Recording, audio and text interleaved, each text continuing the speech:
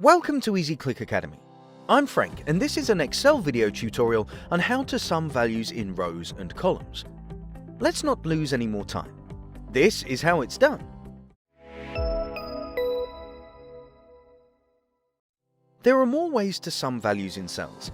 The one we'll present is the easiest and quickest. Here's a table with some data on sales of individual people in certain quarters. We'll use this table to show how the sum works. Let's say we want to total the sales for quarter 1.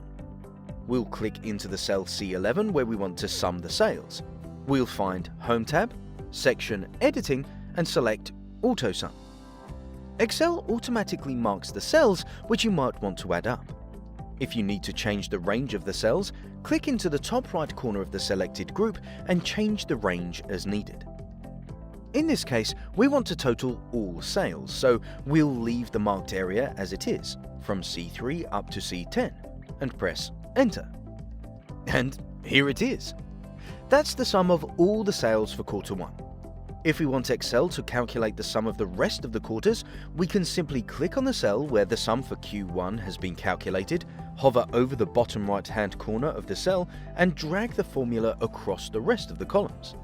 You can use the same way to add up values in rows, which represents sales of individual people for all quarters. To add up the first row, we'll click on the cell under the column Total, and then click on Auto Sum, as you already know. Press Enter and copy the formula across the rows that need to be calculated by dragging the bottom left corner of the selected cell down to the Total column. Good job! If you found this video helpful, like us and subscribe to receive more videos from Easy Click Academy. Watch more videos that help you use Excel quick and easy. Thanks for watching. See you in the next video.